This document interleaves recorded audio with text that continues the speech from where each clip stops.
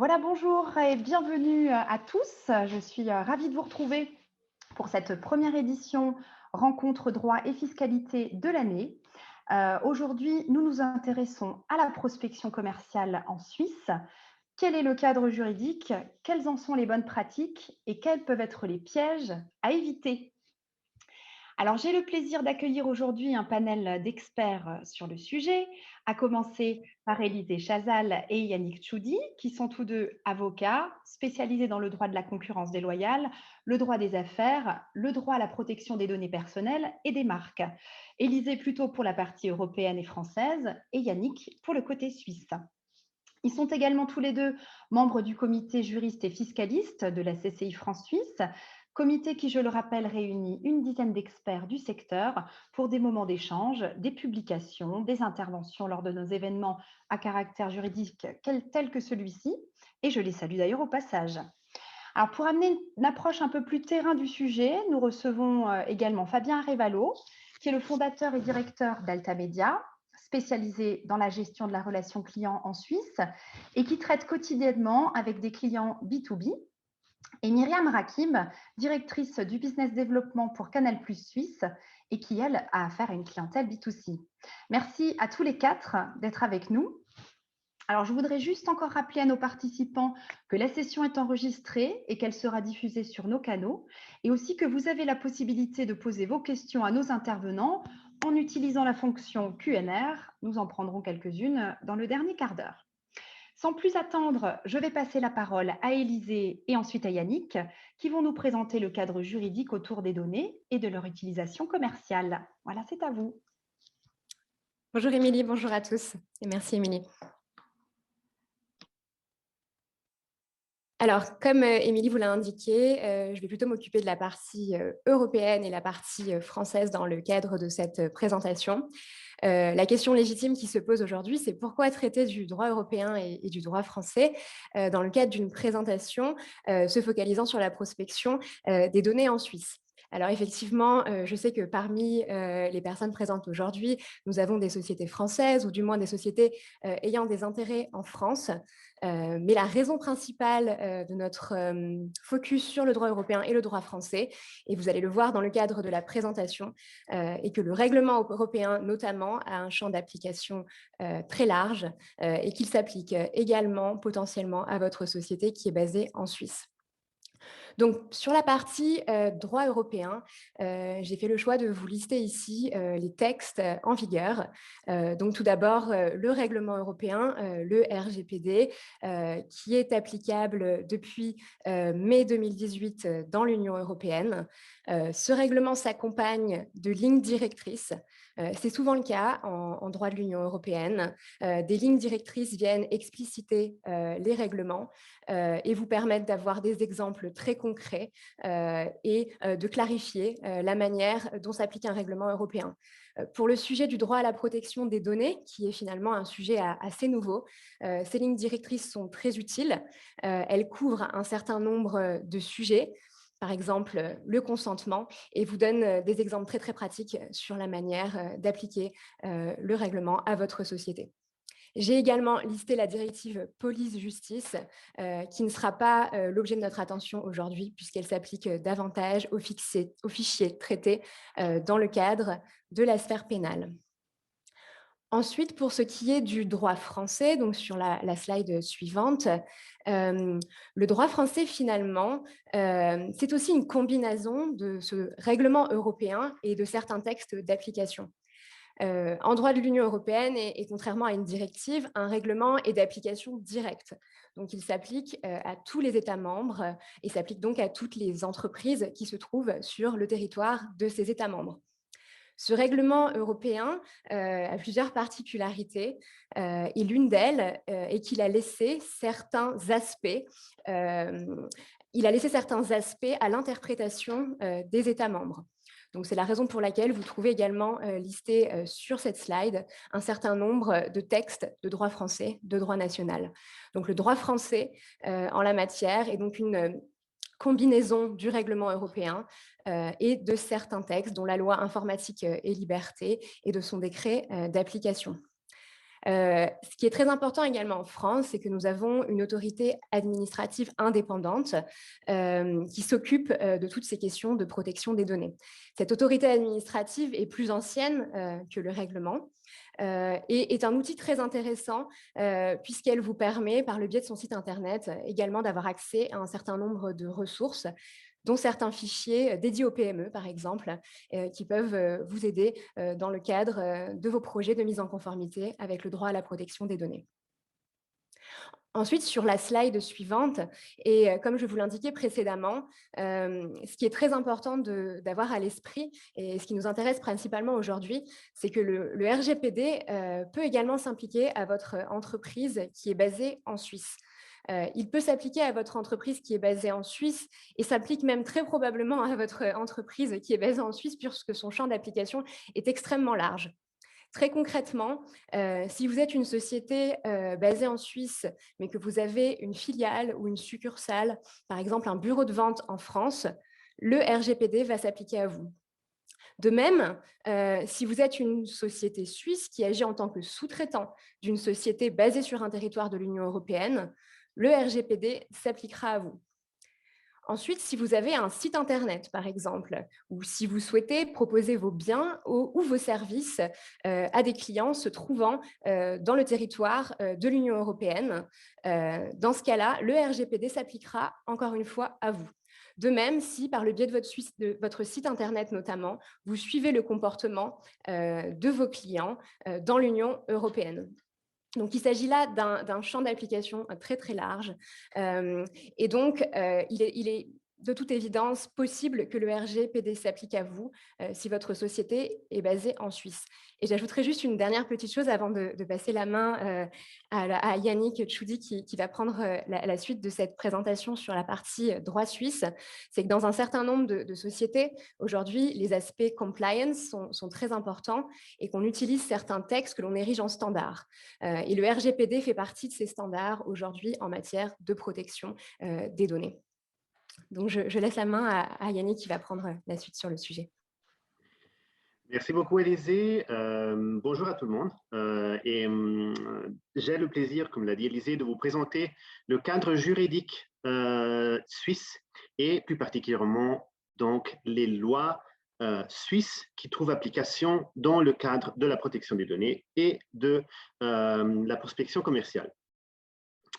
La première chose qu'il faut maintenir à l'esprit quand on examine le cadre juridique suisse est naturellement le fait que les dispositions de protection des données en Suisse, en fait, découlent toutes du principe général qui est inclus dans la Constitution, qui est la protection de la sphère privée, et en fait sont divisées, sont contenues toutes ces dispositions de protection de données dans différentes lois, tant au niveau fédéral qu'au niveau cantonal, et aussi dans les différentes ordonnances d'application.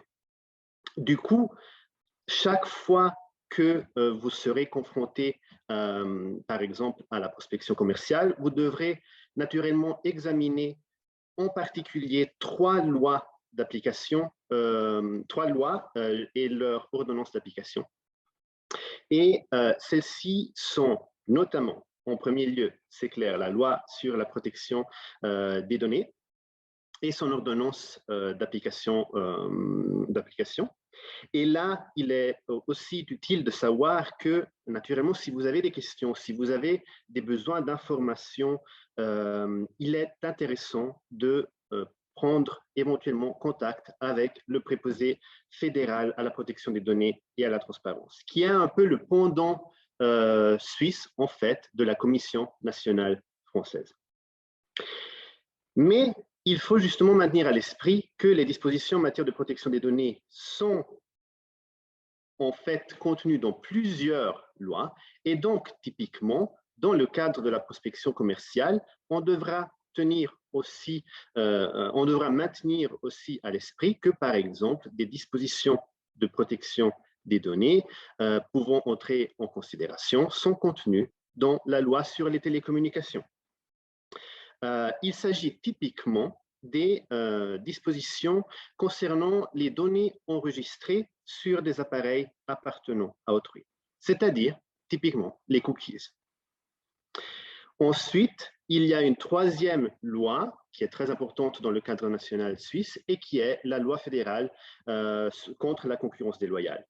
Aussi, cette loi contient de nombreuses dispositions applicables à la protection des données et, par exemple, dans le cadre de la prospection commerciale, à l'envoi par les moyens de télécommunication de publicité. C'est typiquement celle qui communément est appelée la disposition anti-spam. Naturellement, selon votre activité et le cadre dans lequel vous évoluez, vous devez maintenir à l'esprit que, comme l'a dit Élisée auparavant, le RGPD a un champ d'application large et du coup, il pourrait aussi entrer en considération dans le cadre de vos activités. Et naturellement, rappelez-vous aussi du fait que d'autres dispositions de protection de données contenues dans d'autres lois applicables à certains segments, je pense typiquement aux segments et au domaine de la santé, pourraient entrer en jeu. Est-ce que le cadre juridique suisse, est-ce que la loi suisse est plus permissible en fait que le RGPD? C'est une question qu'on pose souvent, c'est une question très intéressante et en fait, si on passe à la slide suivante, on verra qu'il y a effectivement d'assez grandes différences entre le cadre juridique national suisse et le RGPD, la LPD et le RGPD, et que, en quelque sorte, sous réserve naturellement de quelques dispositions particulières, on pourrait effectivement considérer que la LPD est plus permissible en l'état. En effet, les premières différences qui sautent aux yeux quand on compare la LPD et le RGPD résident par exemple dans le champ d'application territorial. En fait, la LPD ne prévoit pas de critères de ciblage explicites dans le cadre de son texte. Attention, en fait, il s'agit quand même d'un sujet particulièrement épineux parce que le fait qu'il n'y ait pas de critères de ciblage explicite dans la LPD n'empêche pas que typiquement on puisse considérer qu'un traitement des données violant en fait les droits de la personnalité d'une personne puisse être soumis quand même au droit suisse par le biais des dispositions générales applicables en matière de droit international privé et justement de conflits de loi. Ensuite, particularité du droit suisse par rapport au droit européen est que le droit européen vise la protection des personnes physiques, tandis que le droit suisse vise à la protection des personnes physiques et morales. On pourrait donc se dire que dans ce cadre-là, le droit suisse va plus loin que le RGPD, mais en réalité, l'importance pratique de la prise en compte des personnes morales dans le cadre de la protection des données n'est pas très grande parce que lors du traitement des données d'une personne morale seront régulièrement traitées également des données personnelles. Du coup, en réalité, finalement, l'importance pratique de cet ajout des personnes morales n'est pas très grande. Finalement, là, par contre, où il y a des différences qui mènent à penser qu'effectivement la LPD est plus permissible par rapport au RGPD, consiste dans la particularité suisse lors de l'application de certains principes de base. Les principes de base en matière de protection des données sont typiquement la finalité du traitement, l'exigence de transparence, le principe de proportionnalité, et il faut en outre que le traitement soit licite. Pour ce qui concerne la finalité du traitement, en fait, et également la transparence de la collecte des données, le RGPD prévoit des devoirs d'information très étendus, par exemple, et a renforcé les exigences de transparence par rapport à la collecte des données.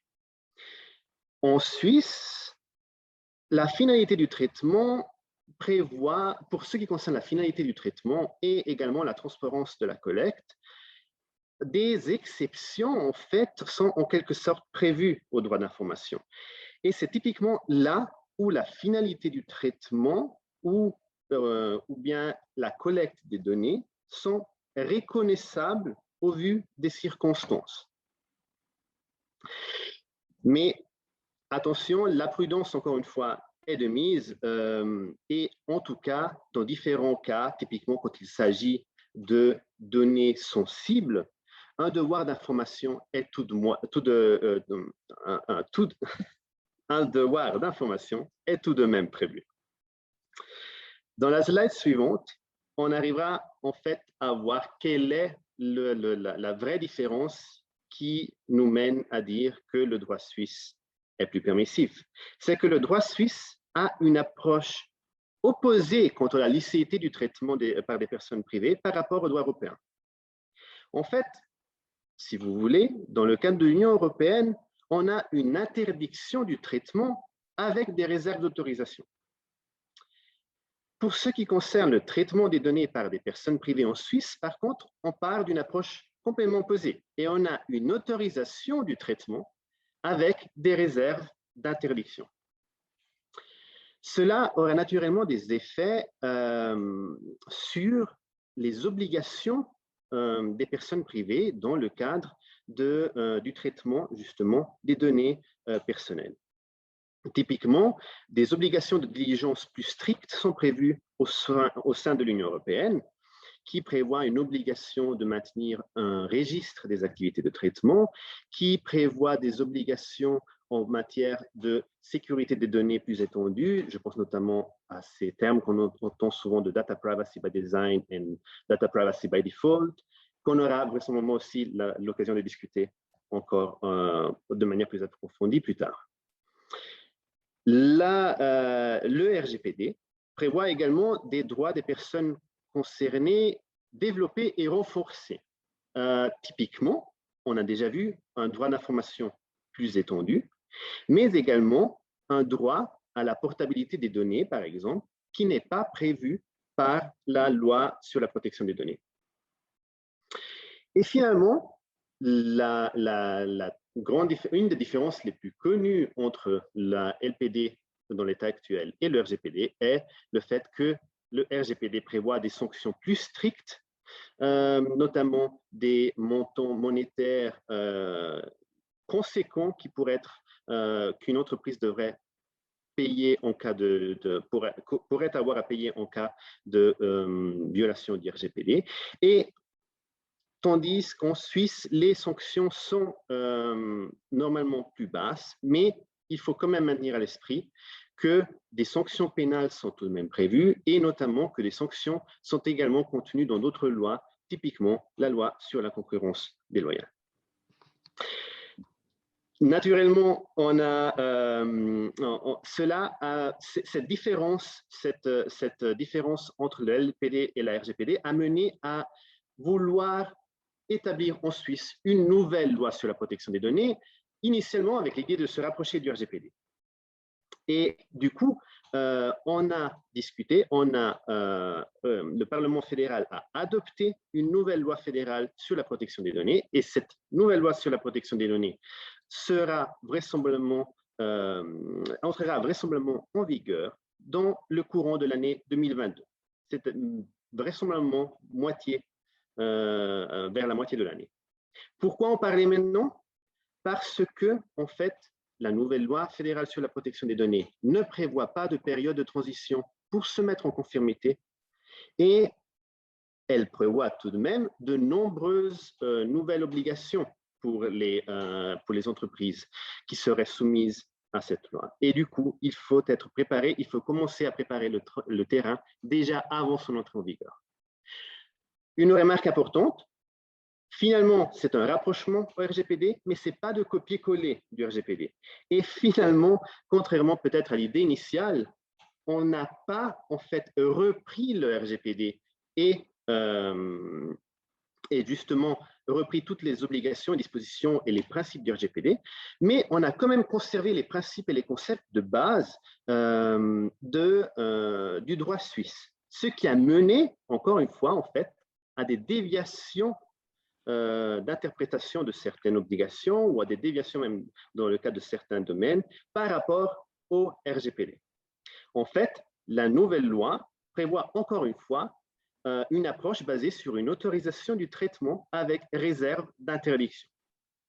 Ce qui mènera aussi dans le futur à devoir toujours maintenir à l'esprit quand on est soumis tant au RGPD que à la LPD, à la nouvelle LPD, que peut-être des règles légèrement différentes s'appliqueront et qu'on devra tout de même contrôler qu'effectivement on est en conformité avec l'un et avec l'autre. Un aperçu des nouveautés de la LPD. Première nouveauté, on a décidé d'éviter tout problème dans le futur en introduisant en fait maintenant explicitement le critère du ciblage dans la loi. On a aussi décidé de vouloir abolir, on a décidé d'abolir en fait cette spécificité typiquement suisse qui était celle de la protection des personnes morales, même si, comme on l'a vu, elle n'avait pas de grande importance avant et son abolition en réalité n'a pas de grande importance maintenant. En outre, on a décidé d'étendre en fait la définition des données sensibles en ajoutant en tant que données sensibles des données sur l'origine ethnique, des données génétiques et des données biométriques. Et on a ajouté une définition légale de profilage et de profilage à risque élevé, des définitions qui n'étaient pas prévues qui ne sont pas prévues dans la loi actuelle et qui en fait, au moins dans leur wording, ont repris en fait la définition de profilage prévue par le RGPD. Des discussions, de nombreuses discussions, ont eu lieu par rapport à la question du consentement au profilage. Est-ce que le consentement est nécessaire? Est-ce que le consentement n'est pas nécessaire? Est-ce que le consentement est nécessaire uniquement pour le profilage à risque élevé? On part du principe qu'en réalité, au vu des spécificités suisses et des principes suisses, il ne sera pas nécessaire de recueillir en principe le consentement au profilage. Et même en réalité au profilage à risque élevé. Mais tout de même, recueillir ce consentement est conseillé, est fortement conseillé. Dernière spécificité, dernière nouveauté de cette LPD, si on peut passer à la slide suivante, c'est des devoirs d'information étendus et des droits des personnes concernées renforcés. En fait, on a ajouté ce qui manquait par rapport au RGPD dans le passé et également des obligations de diligence étendues. Également là, on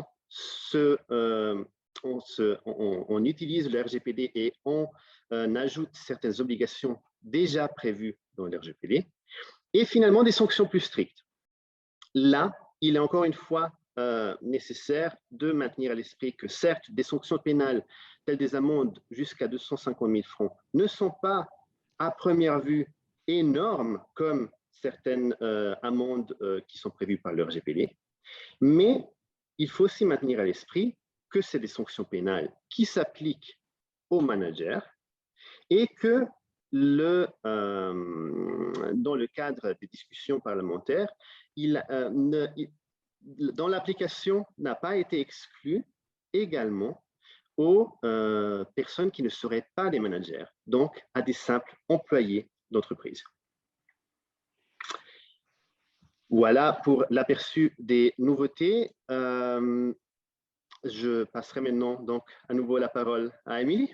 Merci beaucoup Yannick et Élisée pour ces informations juridiques. Alors je rappelle, on me l'a posé plusieurs fois pour ceux qui sont arrivés un petit peu après le début du webinaire, que nous aurons un replay et que ce replay sera mis à disposition de tous les inscrits et du public. Voilà, il y a aussi des questions qui commencent à arriver dans la partie Q&R. Merci beaucoup, continuez, on les prendra à la fin de notre dialogue. Puisque maintenant j'ouvre la discussion avec Fabien et Myriam, on se met un peu plus dans la peau des entreprises. Donc avec Fabien Arevalo, directeur d'Alta Media, et Myriam Rakid, directrice Business Développement chez Canal+ Suisse. Alors bonjour à tous les deux. Mes premières questions, elles vont être pour Fabien. Fabien, je commence ma prospection en Suisse et j'aimerais me constituer une base de données. Est-ce que je Oui. peux collecter et réutiliser des données publiquement accessibles en ligne, sur Internet, sur LinkedIn, à des fins de démarchage commercial? Alors, comme tu l'as souligné, hein, je vais avoir une approche très pragmatique et puis je compte sur Yannick et Élisée pour me taper sur les doigts s'il le faut. Moi, je pense qu'il faut d'abord bien connaître son client et son client idéal, comme on dit, pour bien pouvoir le cibler et savoir où aller chercher ensuite. Ensuite, pour répondre concrètement à ta question, Émilie, finalement, est-ce qu'on a le droit de récupérer? Moi, je pars du principe que tout ce qui est public peut être utilisé et que quelqu'un qui met ses informations sur LinkedIn, y compris son email par exemple, et qui le met vraiment en visible, hein, sans qu'on aille le chercher, je pense que je peux l'utiliser, même si à titre personnel, je commencerai à lui écrire plutôt sur LinkedIn. Et puis à se méfier, mais là une fois de plus c'est un poncif, hein, mais d'une société qui m'écrit un mail venant de Pologne, qui me propose la liste de tous les participants au dernier salon de Palexpo. J'aurais tendance à me méfier un petit peu, même si on en reçoit beaucoup. Mais je pense que le principe, c'est effectivement d'abord savoir qui on recherche finalement, et ensuite de tout faire pour à la fois collecter les infos qui sont dans le domaine public, et il y en a beaucoup quand même. On parle de LinkedIn, mais il y a quand même aussi des annuaires officiels, hein, la liste je sais pas, des offices de tourisme. Il suffit de chercher un peu sur Internet et elle est publique, elle est là. Donc moi, je pourrais l'utiliser. Et puis ensuite, d'autres astuces, mais peut-être on en parle plus tard, c'est pour faire en sorte que le client vienne à vous et donne Mhm. ses informations à lui. Et ça, c'est encore mieux. D'accord. Fabien, est-ce que tu peux nous expliquer ce que c'est qu'un logiciel d'aspiration des données et quels sont les bons réflexes à adopter avant d'utiliser une telle pratique? Ouais. Alors, il y a plusieurs types hein, de ce type de logiciel. Il y en a qui sont franchement illégaux, c'est-à-dire qu'ils vont aller prendre des informations à des endroits qui sont censés être sécurisés au sein d'une entreprise ou du réseau. Et là, j'invite vraiment personne à utiliser ça. Et puis, il y a d'autres outils qui sont légaux, qui permettent, par exemple, de récupérer toutes les informations de quelqu'un qui participe à un webinaire. Euh, par exemple. Moi, j'ai été assez surpris. J'ai organisé des webinaires l'an dernier avec un outil. Et quand je voulais simplement extraire la base des participants, hein, je voulais juste prénom, nom, etc. Il a commencé à me donner l'adresse IP, quel type d'écran il utilisait, s'il était tourné comme ci ou comme ça. Et ça me posait un peu question finalement. Hein. Je me disais, tiens, mais que font les gens de ces infos? Voilà. Donc, c'est sûrement une phrase que je dirais toujours, mais attention, hein, ce qui est légal n'est pas forcément bon à faire non plus. Mhm. Hein, Tout à je fait. suivrai Ouais. Élisée et Yannick sur ne pas faire ce qui est illégal, mais c'est pas parce que c'est légal qu'il faut le faire, et surtout en Suisse, où les gens vont peut-être se souvenir de vous très longtemps si vous faites des choses pas très propres au début, on va dire. Tout à fait. Alors, je précise que les données collectées lors de ce webinaire ne nous donnent aucune information sur l'adresse IP ou le type d'écran nos auditeurs utilisent. Fabien, est-ce que tu as d'autres moyens de collecter de la donnée en toute légalité que tu utiliserais ou que tu pourrais conseiller? Oui, alors une fois de plus, si j'ai bien fait mon travail et que je connais mon client idéal, je pourrais peut-être identifier des fournisseurs qui sont déjà installés en Suisse, qui ont exactement la même cible, même segment de clientèle, mais qui ne fournissent pas les mêmes supports. Et peut-être que se mettre ensemble pour que le fournisseur déjà actuel puisse communiquer sur mon activité, organiser des events ensemble aussi, du contenu. Je dirais de manière générale, produire du contenu hein, pour que les gens Mhm. viennent à vous et s'inscrivent. Alors que ça peut être un webinaire, dans quelques semaines ou mois, j'espère, un événement présentiel. Et puis, ça peut être aussi des recommandations. C'est-à-dire peut-être que certains de vos clients en France, en Italie ou ailleurs, ou en Autriche, ont déjà des partenaires existants en Suisse qui correspondent exactement à votre client idéal, parce qu'ils font partie de la même association, hein, l'association des restaurateurs cafés, je ne sais pas, voilà. Il y a des chances qu'ils connaissent et oser la recommandation, Mhm. parce que là aussi, le premier contact avec je vous contacte de la part de monsieur machin qui a la société Intel, c'est quand même quelque chose qui facilite la prospection. Merci Fabien. Alors, je me tourne maintenant vers Élisée. Mhm. Élisée, à quoi est-ce qu'il faut faire attention quand on constitue sa base de données et comment est-ce qu'on peut vérifier la provenance des données qu'on acquiert finalement? Oui.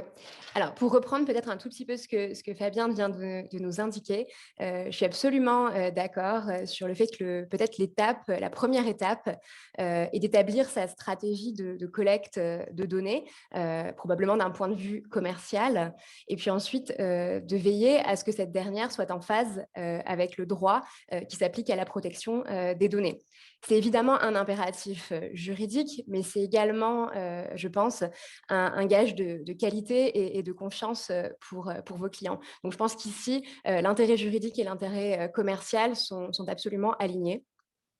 Ensuite, et aussi en reprenant ce qui a été un petit peu dit par Fabien, je distinguerai deux types de collecte de données. D'une part, la collecte directe, donc celle que vous, entreprise, mettez en œuvre. Donc, dans ce cas-là, vous allez être le responsable du traitement de ces données. C'est probablement le cas dans lequel vous avez le plus de contrôle sur votre collecte. Et puis, la collecte indirecte.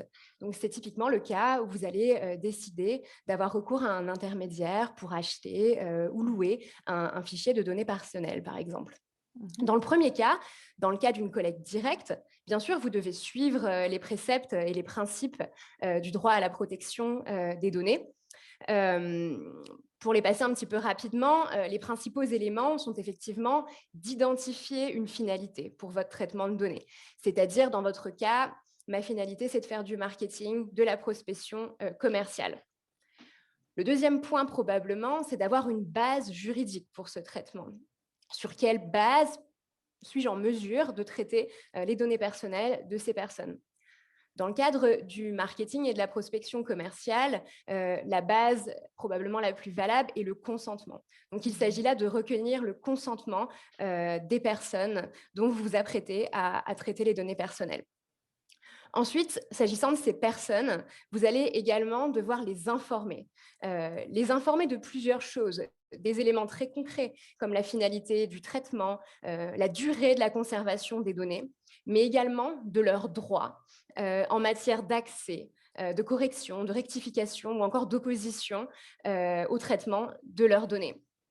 Ensuite, et ça c'est peut-être l'étape suivante, mais vous devez y penser en amont, vous devez en tant que société être en mesure d'assurer la sécurité et la confidentialité des données que vous traitez. Il faut savoir que des sanctions, je pense notamment à des cas français, ont déjà été prononcées en l'absence de ces éléments. Ensuite, dans le second cas, dans le cas de la collecte indirecte, quand vous vous apprêtez à acheter ou à louer un fichier de données, il faut savoir que le consentement des deux parties au contrat, donc l'acheteur et le vendeur, dans le premier cas par exemple, n'est pas suffisant. Dans le cas d'un achat ou d'une location de fichiers de données, vous avez une ou des tierces parties à ce contrat qui sont les personnes dont vous traitez les données. Donc, ces parties doivent absolument pouvoir consentir à la vente ou à la location de leurs données. Et elles doivent pouvoir y consentir de manière libre, informée et non équivoque. Donc ça, ce sont des éléments que vous allez devoir vérifier avec votre partenaire commercial. Ensuite, lorsque vous aurez acheté ou bien loué un fichier de données, vous devrez veiller à votre tour à continuer à respecter le droit à la protection des données et la finalité du traitement initialement indiqué. Donc peut-être pour résumer, mes petits conseils pratiques sur cette base seraient d'être vigilant lorsque vous souhaitez acquérir une base de données, par exemple. Si vous voyez une base de données avec des prix particulièrement attractifs, il faut se poser la question de savoir si ces données sont fiables et si elles ont été recueillies dans des conditions légales. Une bonne manière de procéder dans ce cas-là est d'utiliser principalement des fichiers qualifiés, c'est-à-dire des fichiers qui comportent des données fiables qui concernent des personnes qui, a priori, pourraient être intéressées par votre offre de produits ou de services.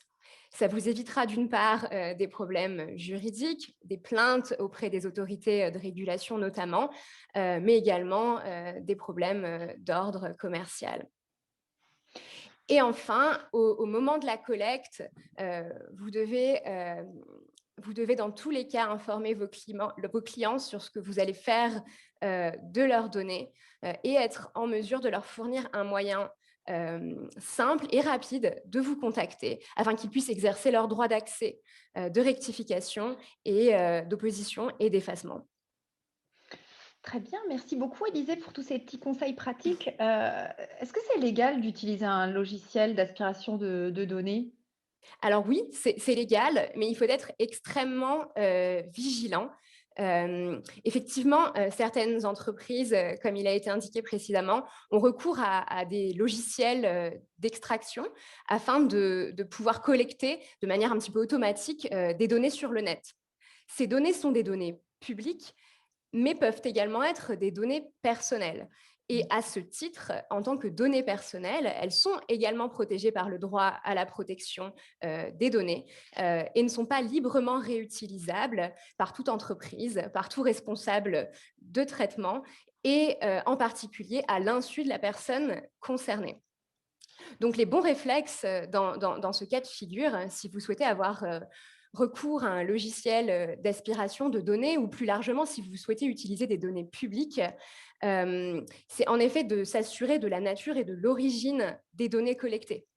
C'est également, et ça c'est un conseil qui vaut un petit peu d'ordre général, c'est de minimiser la collecte des données, c'est-à-dire de réduire votre collecte à ce qui est strictement nécessaire. On a vu par le passé des problèmes avec ces logiciels qui collectaient de manière tout à fait excessive des données personnelles et notamment des données très sensibles sur les personnes. Et enfin, encore une fois, informer et toujours informer les personnes concernées par le traitement de leurs données. Et puis, si vous allez un petit peu plus loin et que vous souhaitez vraiment mettre en œuvre des partenariats commerciaux avec ce type d'entreprise, il faudra penser également à encadrer votre relation contractuelle avec ces sociétés. Très bien, merci beaucoup. Alors nous, dans le cadre de nos événements, l'échange de cartes de visite, ça c'est quand même monnaie courante. Est-ce que une carte de visite que j'ai reçue comme ça d'un rendez-vous, je peux l'intégrer dans ma base de données sans demander consentement à la personne qui me l'a donnée? Alors, c'est une question un petit peu délicate et qui fait débat. Là, en fait, ce que recouvre cette question de la carte de visite, c'est la question du consentement. C'est est-ce que lorsqu'une personne me transmet sa carte de visite dans le cadre d'un événement, par exemple, cette personne me donne son consentement pour que je puisse utiliser ses données personnelles. Le consentement en droit à la protection des données personnelles, il est défini comme un élément qui doit être libre, spécifique, éclairé et univoque. Donc là, ça nous aide un petit peu à comprendre si on peut ou non considérer l'échange de cartes de visite comme un consentement. Mais moi, je serais tentée de dire que pour répondre à cette question, on va avoir besoin du contexte et que ce contexte sera probablement quelque chose qui s'est passé de manière très naturelle à l'oral. Et les éléments qui pourraient poser problème, à mon sens, seraient probablement le fait que le consentement soit spécifique. Est-ce que cette personne qui vous a donné sa carte de visite a expressément consenti à se faire démarcher commercialement par votre société? Dans certains cas, c'était peut-être très clair, dans d'autres, ça l'est peut-être un peu moins. Et est-ce que cette personne a également consenti expressément à être démarchée en simplement donnant sa carte de visite? Je pense que la réponse est malheureusement assez peu claire.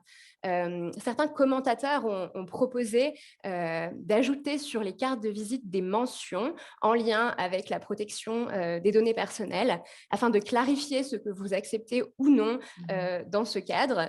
Alors, je pense que c'est une solution qui est probablement possible, hein, mais également qui ne correspond pas à la pratique actuelle. Donc, moi, ce que j'aurais tendance à dire, c'est que dans ce cas-là, pour être bien sûr, je vous conseillerais d'à nouveau recueillir un consentement explicite de la part de la personne qui vous a donné sa carte de visite et de conserver dans vos dossiers la preuve que vous avez bien été en mesure de recueillir ce consentement. D'accord, d'accord. Merci beaucoup. Merci Élisée. Alors, je me tourne maintenant vers Myriam. Bonjour Myriam. Bonjour à tous. Le cas de Canal+, Myriam, c'est un peu particulier. C'est une entreprise française avec une filiale en Suisse. Est-ce que tu peux nous dire qui gère les données et quelle législation s'applique finalement? C'est la France ou la Suisse?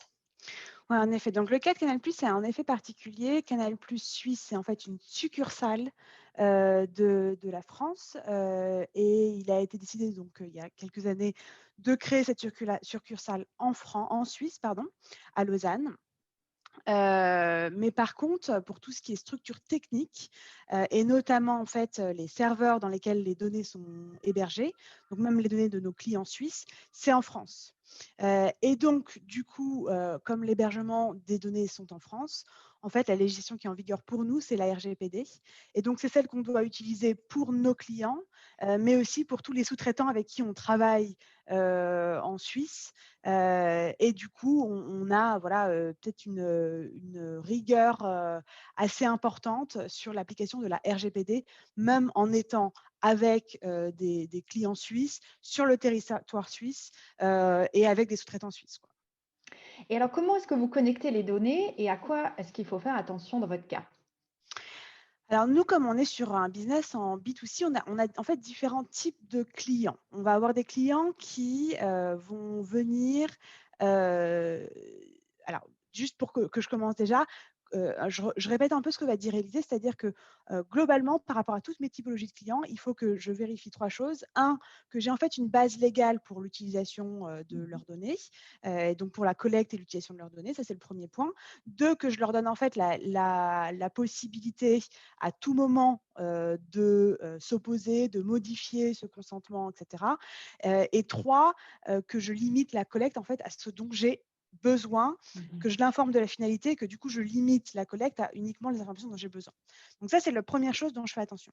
Et ensuite, suivant mes typologies de clients, je vais encore un peu répéter ce que dit Élisée, dans le sens où en fait, j'ai des clients qui sont en direct, sur lesquels j'ai un contrat, et donc ils signent un contrat avec eux, avec moi.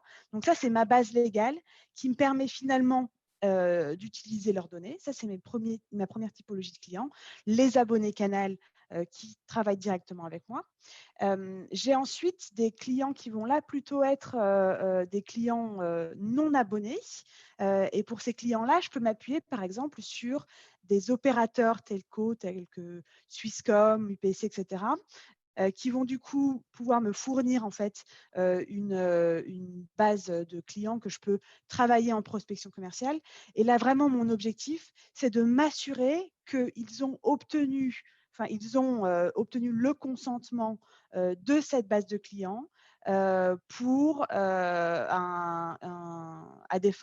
pour l'utilisation de leurs données personnelles à des fins de prospection commerciale pour un tiers. À partir du moment où mon partenaire me certifie ça, et donc c'est souvent contractuel, hein, et bah, du coup, je peux utiliser ces données-là dans le cadre d'objectifs de prospection commerciale. Et, pardon. Et donc on a collecté les données, on veut les utiliser justement. Quels sont vos leviers de prospection chez Canal+? Alors, ouais, les leviers de prospection qu'on va avoir chez Canal+, on utilise quand même pas mal de leviers de prospection. On va utiliser tout ce qui va être globalement, qui s'appuie sur les données de contact, donc courrier, email, SMS et télémarketing. On va utiliser aussi des leviers plutôt qui sont liés au marketing digital. Donc, par exemple, on va aller faire des campagnes sur Facebook un peu targetées. On va aller travailler le social media, etc. Puis après, on a nos interfaces, puisque nos utilisateurs utilisent finalement nos décodeurs ou notre application MyCanal. Et donc là, on va faire aussi de la prospection commerciale à travers finalement nos leviers en propre. Donc, les leviers sont nombreux. Et c'est pour ça qu'il faut vraiment avoir une approche multicanale et réfléchir finalement de façon globale à toutes les communications que je vais avoir. Et c'est là aussi, en fait, pour limiter la pression commerciale, c'est là aussi où je vais vraiment penser à la segmentation de ma base, puisque c'est assez clé pour limiter la pression commerciale sur mes clients. Alors, comment vous segmentez la base et ensuite définissez les actions de prospection pour chacun de ces segments? Alors, ma segmentation, elle débute en fait d'abord par la définition de mes objectifs business et de mes objectifs marketing. Donc moi, je vais avoir plusieurs types d'objectifs. Typiquement, je vais avoir de la conquête, donc à avoir des nouveaux clients. Je peux avoir de la rétention aussi sur mes clients, c'est-à-dire faire en sorte qu'ils gardent leur abonnement le plus longtemps possible. Je peux avoir aussi des objectifs, on va dire, plus de montée en gamme. J'ai mon client et voilà. Donc, typiquement, ce que j'ai besoin de faire d'abord, c'est définir en fait des objectifs marketing. Et en fonction de ça, je vais aller du coup regarder ma base client et mon segment cible. Et je vais utiliser finalement les variables que je vais utiliser Pour moi, la clé, c'est qu'elles me permettent de définir en fait un segment qui soit plutôt homogène, sur lequel du coup je vais avoir le même message, la même façon de communiquer, le même objectif. Donc typiquement, je vais aller choisir, si mon objectif c'est d'aller faire de la conquête sur des clients sur mon application MyCanal, je vais peut-être avoir un segment où ces clients-là, je vais leur parler de sport. Et parce que c'est des clients appétents sport. Donc là, je vais utiliser des données qui vont me permettre de travailler spécifiquement un segment appétents sport qui utilise les applications. Donc, je vais peut-être aller chercher des informations plutôt sur est-ce que c'est des technophiles ou pas, etc. Leur âge, leur segment, tout ça. Et donc, l'idée, en fait, c'est vraiment de réfléchir par rapport à l'objectif marketing qui doit être vraiment tactique, de réfléchir finalement les critères de votre segmentation qui font que les critères sont mesurables et qui définissent un segment qui est cohérent et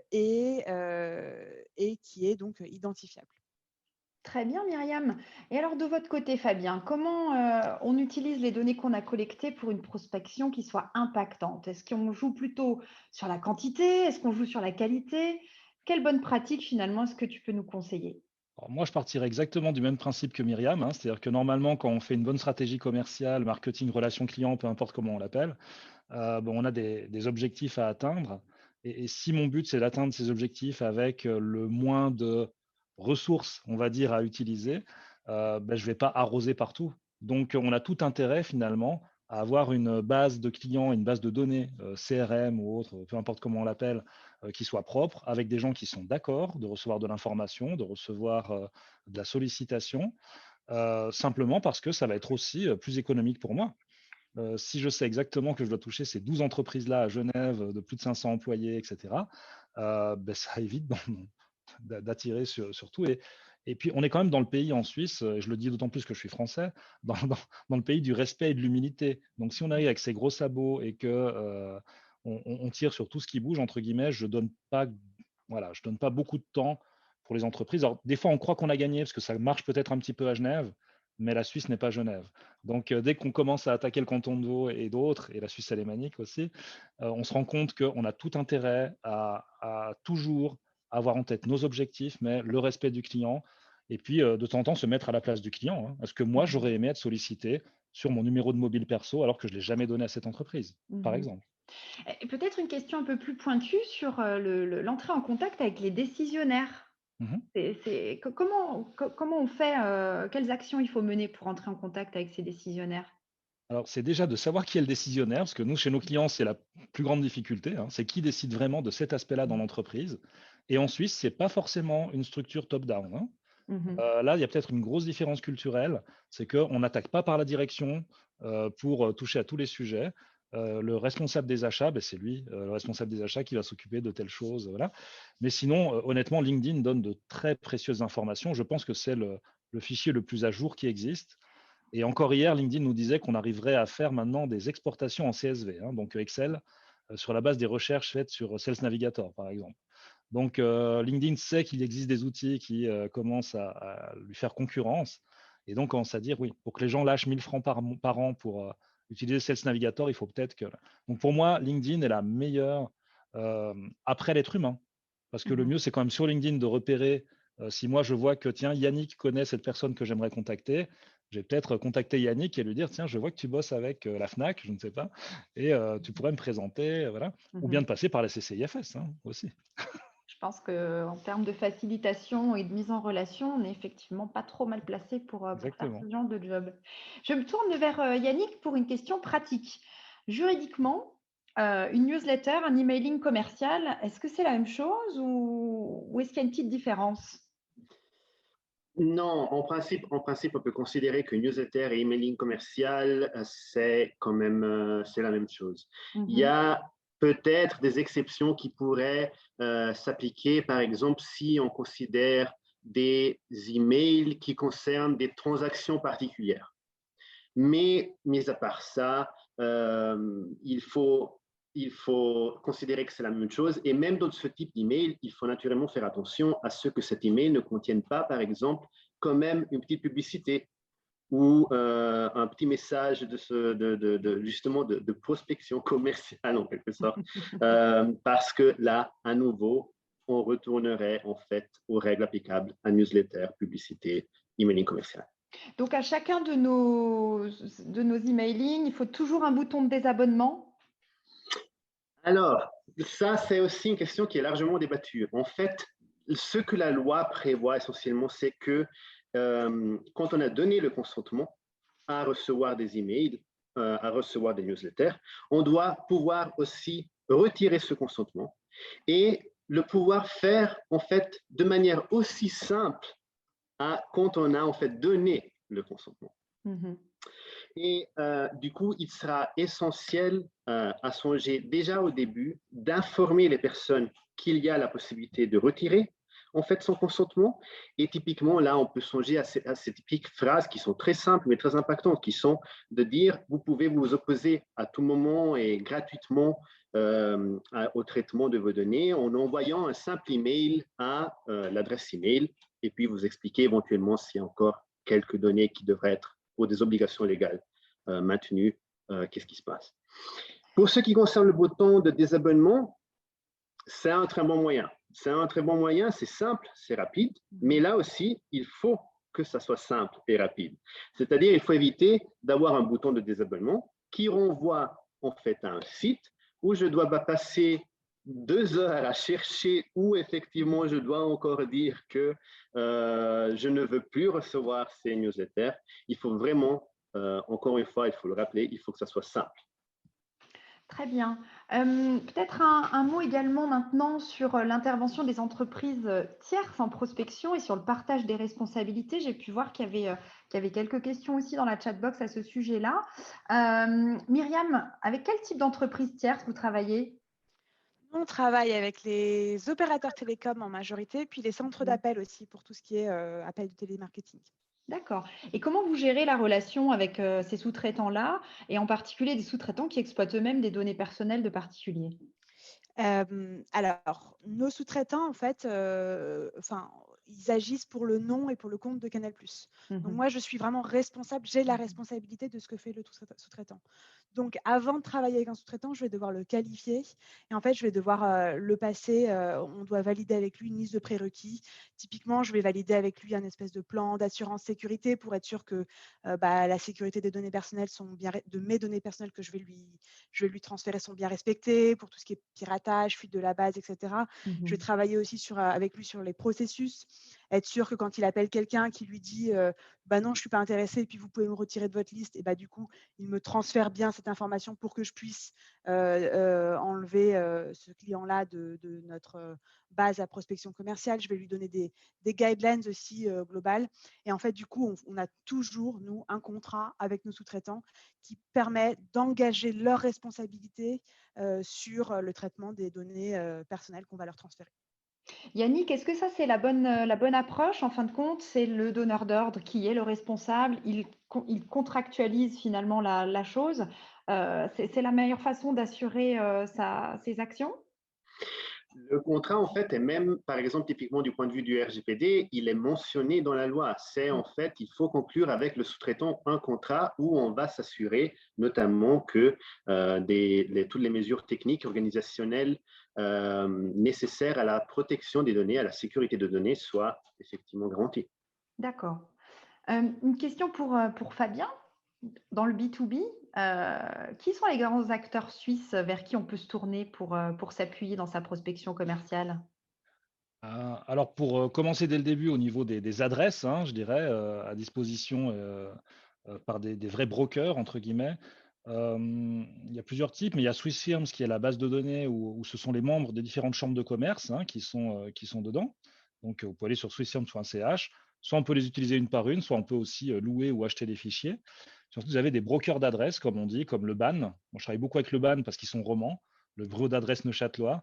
Mais vous avez AZ Direct, vous en avez d'autres hein, aussi qui sont intéressants. Puis après, pour les prestataires type call center, bon, moi je suis un peu embêté parce qu'on est aussi prestataire du coup d'appels sortants, mais en B2B. Mais pour le reste, moi je regarderais la réputation, aller sourcer aussi, se renseigner, en dehors des aspects légaux hein, dont a parlé évidemment Myriam dans le contrat. Et puis, est-ce qu'ils font partie des associations officielles aussi? Nous, par exemple, ça me semble la moindre des choses d'être membre de Colnet, qui est l'association des centres de contact. et où on s'engage, à la fois au niveau juridique, mais éthique aussi, à respecter certaines règles en tant que membre de Colnet, par exemple. Alors, j'aimerais encore prendre une ou deux questions du public. C'est pour ça que j'aimerais maintenant vous poser la dernière question du dialogue, et elle s'adresse à Élisée. Est-ce que tu peux nous donner d'éventuels exemples de sanctions qui auraient été prononcées contre des sociétés dans le cadre de leur prospection commerciale? Oui, oui, bien sûr, et ça va nous permettre de répondre à quelques-unes des questions qui ont été posées sur le Tout à chat. Une première décision assez simple qui a été rendue par la CNIL, donc par l'autorité administrative française, en janvier dernier, en janvier 2021. Donc la CNIL a sanctionné à hauteur de 20 000 € une société qui s'appelle Nestor.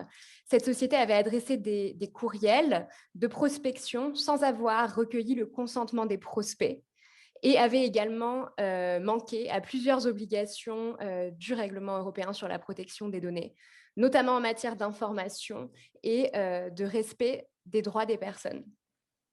Donc ça, c'est vraiment un pur sujet prospection commerciale et emailing. Ensuite, j'ai également connaissance de cas qui sont en cours, mais qui ne sont pas terminés. Donc, l'issue n'est pas forcément claire, mais je sais qu'il y a eu beaucoup de plaintes qui ont été envoyées dernièrement à la CNIL concernant justement des sociétés qui récupéraient des données personnelles, donc publiques, en ligne. Donc, c'était notamment des sociétés qui avaient collecté des données sur des sites de petites annonces entre particuliers ou bien sur des annuaires en ligne. Or, les personnes qui avaient rendu publiques leurs données sur ces sites avaient clairement indiqué s'opposer au démarchage commercial. Donc ça, sachez que c'est en cours. Je sais qu'il y a eu des rappels à l'ordre. Je ne sais pas s'il y aura des sanctions, mais ça permet un petit peu de répondre à la question qui me semble était de savoir si cela posait problème de récupérer des données entre guillemets publiques sur Internet. Donc oui, comme on l'a indiqué tout à l'heure, ça peut poser problème s'il s'agit de données personnelles et si les règles applicables en la matière n'ont pas été respectées. Alors peut-être une question pour ouvrir un petit peu le sujet sur l'aspect franco-suisse. Alors Fabien, tu nous en as dit quelques mots brefs tout à l'heure. D'une manière très générale, on n'attaque pas le marché suisse comme le marché français. Et puis la Suisse romande, je ne crois pas que c'est une extension de la région Rhône-Alpes. Comment tu peux conclure en donnant quelques conseils sur la prospection commerciale?